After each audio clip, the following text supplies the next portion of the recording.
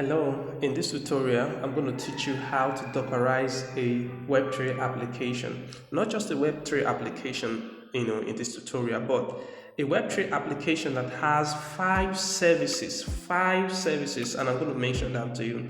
First, it's going to be Dockerized with a React front end, a Node.js back end, a MySQL database, a PHPMyAdmin to actually interact with the database, and a Hardhat blockchain server. These five services, I'm going to show you how you can Dockerize them together and they can work hand in hand together to make your next Web3 project, a phenomenal one. So if you're ready for this tutorial, please hit that like and subscribe button, hit notification bell so you not miss any tutorial that is being released on this channel. And with that said, I'm Darlington Gospel, and let's head into the tutorial. Alright, for us to get started with this tutorial, you will need to download Docker, because Docker is the environment where all these containers are going to be running, so it's pretty much important. Without it, you can't really do anything here. That's the first thing you need to do. The second thing you need to do right now is to get this example, just for the learning purpose, okay? Because I don't want you, going about looking for a backend service, a front-end service, a Hardhat, and all that. So you won't need to do all that installation. But of course, you can use this as an example. Use this particular repository as an example for you to actually Dockerize your application. So you can model what I have already done here without you going through the hassle. So you need to copy this particular URL. And you need to come, of course, to your working directory. So I'm going to just create a new folder here and call it Docky Web3. Okay. Yep, that's the name. And I'm going to open this particular folder on the terminal. And at that place, I'll do git. Make sure you already have GitHub installed on your machine. Git bash, for you to do this sort of activities. So you say git clone, and you paste the URL, but you want it to be installed on this, to be cloned into this particular directory. So you click enter, and then it proceeds with cloning all of those information. So it is done cloning the repository. So the next thing you want to do is to actually open this on your VS Code. So by me running this, it's going to open up this whole project on VS Code. All right. With this done, I'm going to just duplicate. Let's copy and paste this particular GitHub example here. Rename this to, I don't want the rest of it, so I'm just going to rename it to .m5. And in this .m5, I want to give the name of the MySQL database. What do I want it to be named after? So I'm going to call this Monster NFT, and then the user, I want to call it Daltonic. The password for the user is, me at Daltonic. Okay, or we can say Daltonic at me. Alright, and then the password for the root is pass123, and the backend, this is going to be really essential for the backend API. Okay, why is this so? So for example, React, the API is going to be, the front end is going to be communicating with this back end, and for that to be very much successful, you need to specify the back end URL so that it will not be confusing to you. And I'm going to show you just why in a moment. So this is going to be localhost, or let's say http ://localhost 9000, and I'm going to show you why in a moment. So that is the backend API. Let's go through these services and let me show you what it entails.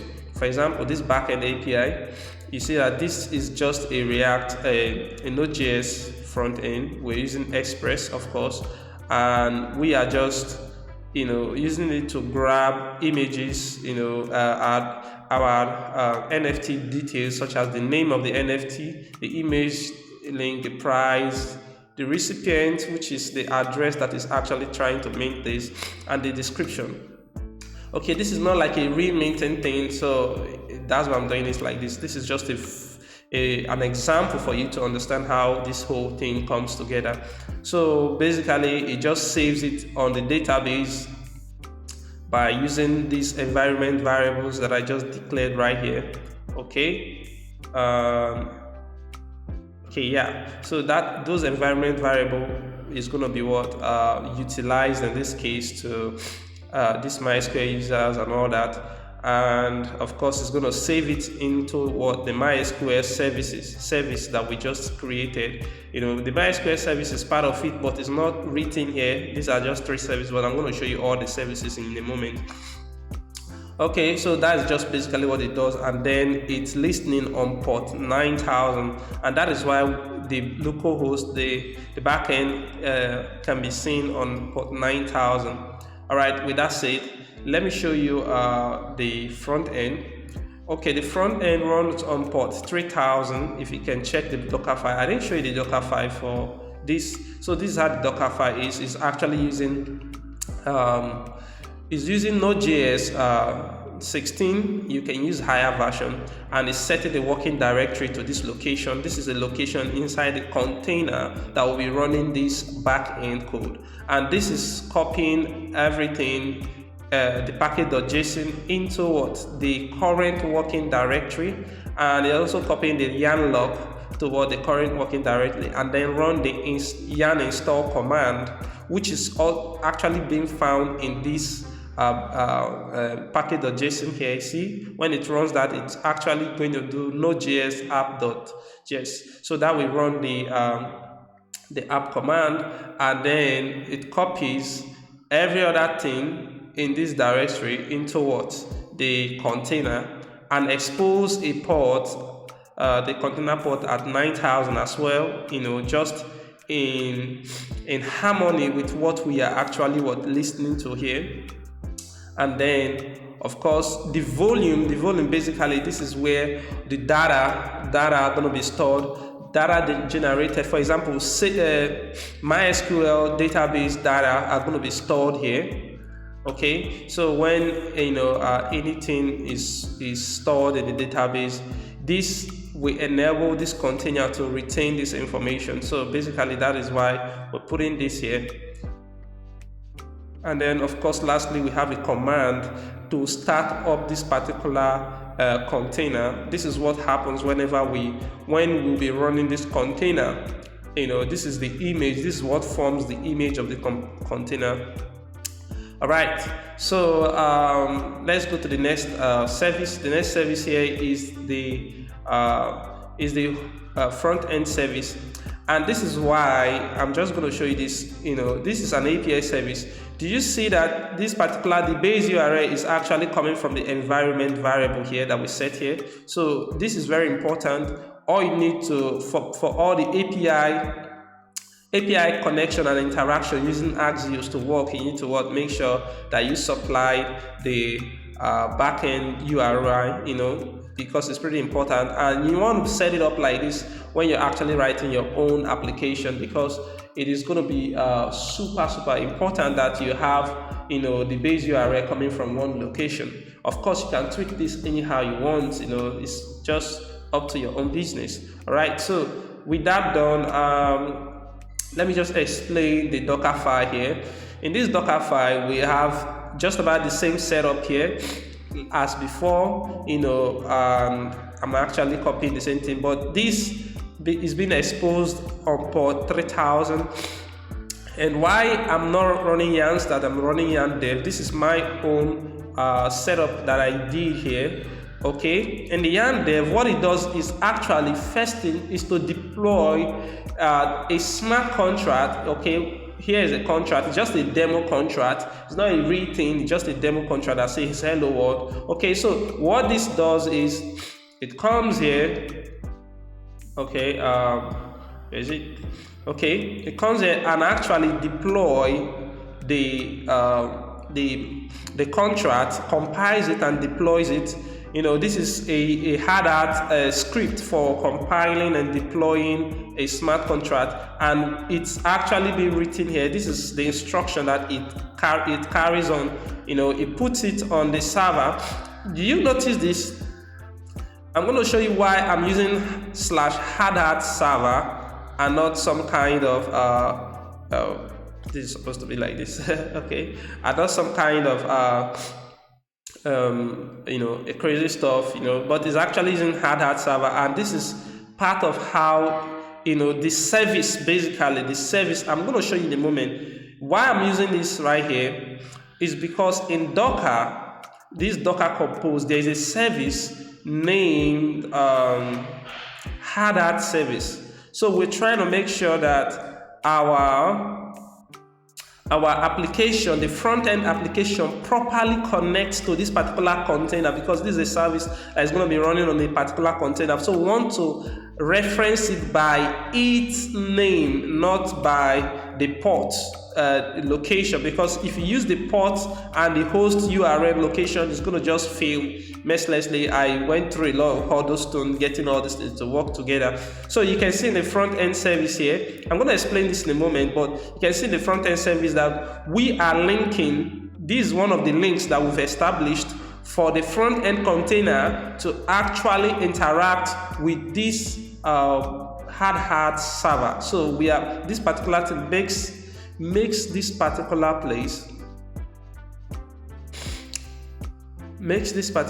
valid here, makes this particular server location valid. Okay, so, and it's only valid for this component. So now let's come back. We don't want to go too crazy. So now we don't want to go crazy at all. So now we have this deploying the smart contract to the server, and then performing a yarn start, which is this particular service to start the React application, because it will not be, we need the smart contract first deployed with the ABI data generated, and afterward we can actually then start the React application. And the React application, because of this setup, is depending on the Hardhat server being started first. If the Hardhat server is not started, or the MySQL server, it would not start. It will wait for it to start. So that is what is happening there. Okay, that is it for this this container. And then lastly, we have this particular Hardhat service, which is basically doing the same thing. The only difference here is that we are specifying how to start our server, which we are putting the script saying yarn Hardhat node, and it will actually go ahead and start up this server. So all these things are their dependencies. Okay, so now that we're done with all that explanation, all right, so let's jump in back to this particular Docker Compose script. In the Docker Compose script, we are given this version as the latest, and this is where we declare all our services. Okay, so the service that we're doing, we want a MySQL server.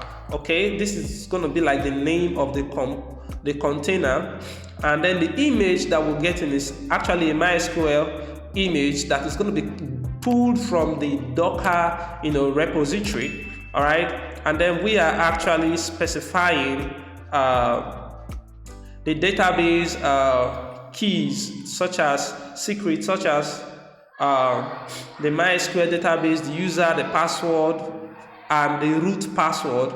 All this is what I specified here, so I'm just calling it, and this is a Docker way of using the environment variable. And when you put in all of these things in one network called Monster Network, which we actually created here. If you come under the hood here, you see a network called Monster, and the name of it is called Monster Network. With that done, we also have a second service. This is PHPMyAdmin. It's quite important for us to use it to interact with this MySQL server for editing, such as importing or exporting batch data and doing a lot of fantastic query without needing a MySQL workbench for it. So this works just fine, and then we're exposing it on port we're exposing it on port 80. We're mapping the internal port to the external port. Okay, hope I'm correct about that. So this is going to be like the internal port, and this is going to be like the external port that is going to be listed on. Or this is the internal port and this is the external port.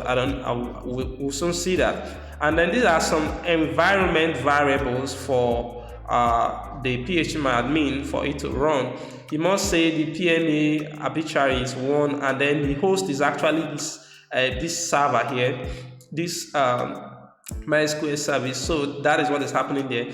I want to also say we want to link it to this MySQL service, and we're using the same network called the Monster network. All right, that is it for them. And we have a backend service. This is going to be a service, but we are building this service from this backend folder.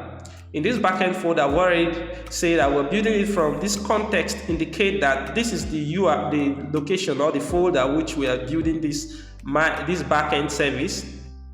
And then we're saying Dockerfile, we should use the Docker file in this location. And then want it to copy this environment variable, this one here. You can see it is in the root folder, but it's not in this backend folder, so it's in the root folder. So we don't want to define it for each and every one of this folder. Instead, we're saying copy this environment file into that location as well, and then you run, you expose it on port 9000 just to keep consistency with the port that the API, the Node.js API is listening to. And then the volume, basically this is where data generated from this backend is going to be stored. All right, so that's where we'll specify this volume, and it is dependent on this MySQL server, because before this backend starts, we need this MySQL server to have been started already. All right, with that said, want to make sure that it restarts on failure, so that in case anything happens, it will keep restarting until it is connected and it is running and is using the same network as before. This is Hardhat server. It uses just about the same thing, so we don't need a .env file in the Hardhat server. Everything, this is just how the Hardhat server works. The same instruction, and is exposing it in this port. This is like the default Hardhat server port, and is using the same network. So this is the front end, and in the front end we are specifying this location, and the Docker file in there, and we're copying the environment variable into this environment variable here into that folder, and then we're exposing it in the default React port, which is React app port, which is 3000, and this particular service is going to be dependent on the Hardhat server to have been started and the MySQL server to have been started, and we want to link it to the Hardhat server, making sure that we can communicate properly, and then the network Monster, same thing. So basically these are all the information that it will take to start up this particular service. Please make sure that if you don't get it or you have any confusion about it, just copy or explain this whole script and give it to ChatGPT and tell it to explain it for you, and ChatGPT will do well to explain it for you. Okay. And so let's start up these 5 services. All right, to start up these 5 services, you can either right click here, say Docker Compose Up, which this is enabled for me because I have this Docker extension here, or I could just say Docker, and before I say it, let me do this. I'm going to quit this server. Hope that is properly quit. So Docker is opening. So you see, Docker is actually opening and is starting up. You need this desktop Docker to have started up before you start running this command, else it's going to be telling you that there is something they don't understand, blah blah blah. Okay, so this is the previous container that I ran for this particular one. So let's do something new. So with this now up and running, we do docker-compose, compose up. So since none of these images have been built before, Docker is going to go ahead, build this image, and actually create the appropriate containers and launch this whole thing. So right now, let's click enter. So this normally takes a while, especially if you have never run all these things before. But why I think this is probably fast for me, because I've already done some of those things, in the previous tutorial. So it's starting up all the services and it's grabbing them all and it's downloading. You see all these services are just about started, and you can see this process of downloading a compiler. Why is it downloading this compiler? It's because when you run yarn, if you run this particular command, the first time you run it, this yarn Hardhat run script, /deploy.js, the first time you run it, what will happen is that Docker is going to, Hardhat is going to download that compiler and then compiles it, and then you see here it has deployed it to the network. You get this, and now our React application is going to now have to start, because that is the next command under the hood. And all of these things, you can see them here. You can see this Docker Web3. So in this Docker Web3, you can see just about all of these services are started, but I think I have an issue with the backend service. So let me clear it up and run it again. So it's running now. Okay, so sometimes the backend service may not run, but you can go there and actually just click on it and everything is running, up and running. You can see all the services showing green. So this whole service that we've created, how many again? We have MySQL server, Hardhat server, front end, container, PHPMyAdmin, backend server. So let's take a look at each one of them. So let's look at the backend. Okay, now in looking at this backend, see the hello world route shows correctly. So but there's also another route here. I'm going to close this terminal. Okay, so if I come here and come to the backend app.js, you find a certain route called mint. So it's kind of returns all the minted NFTs on this particular that are saved to the database. So I could come here and then say /mint, and you can see it says error table NFT monster not found. So why is this happening?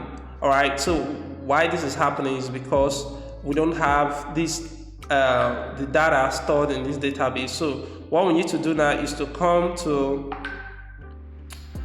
this port here, come to Docker, open this particular PHPMyAdmin. All right, open it, and of course it's going to tell you to sign in. So this is the external port basically that is being exposed, and then the internal port is on port 80. Okay, so it's opening, right? So we can log in as root. Let's try root. Yep. So the root should open successfully, but you can also use the Daltonic, which these are the information here. So you can use this one, Daltonic, and then use Daltonic at me. At me. See, this is open, and this is the database that has been created. But the problem is there isn't any data inside of it yet. So because there is no data inside of it, it cannot really return any minted NFTs. Okay, so how do we resolve this? We can import the SQL file that I've prepared for this. So these are some previous data. Okay, but before I do that, let me expose this port. Let me show you this. Okay, I'm gonna come here. Okay, so I'm gonna come here. Where is it? Okay, this Docker place, and I'm gonna come to the front end. Open the front end. So you see, this is the front end right here. I've already connected my wallet, and you can see there is no listed NFT artwork. Okay, This is my student. He's the one that actually created the front end of this work. Okay, so he works with me as well. So now that this actually, there is no data in here, so we need to actually import those data so that it can be useful here. So let me look at my this SQL. All right, monster NFT SQL. I'm going to import it. Boom. Come on. Okay, it's taking some time. It's a little bit slow though, but like now, you see, saying that I think I've already imported it because I clicked on it 2 times, so it's already imported. You can see the mains, and these are various collections. Let's just see NFT collections on the list there. So yeah, these are all those NFTs. So let's come here and refresh. You can see all the artwork now being added to this particular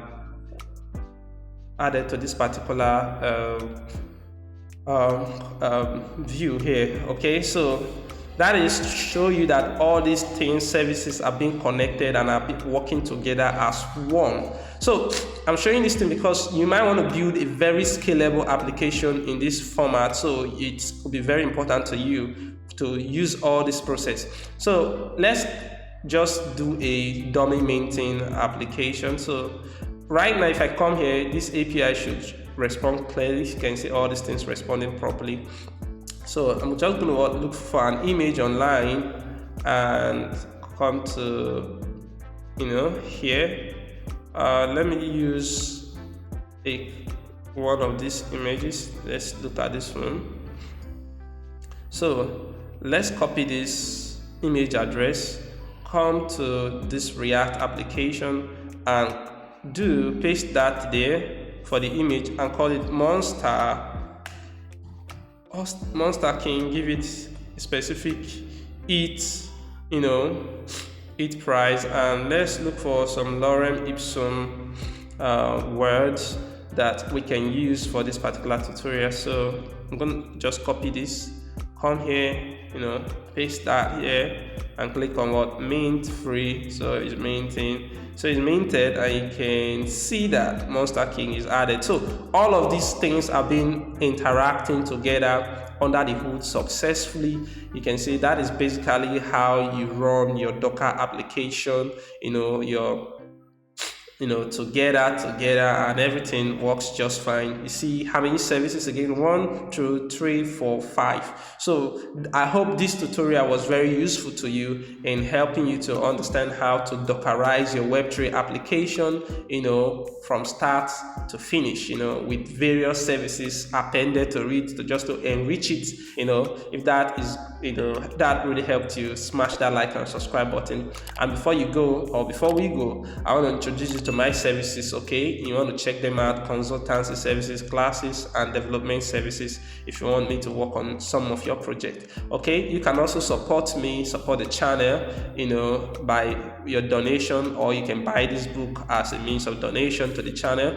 Here, that will be very, very helpful to you. So with that said, I'm going to see you in the next tutorial. Peace. Bye bye.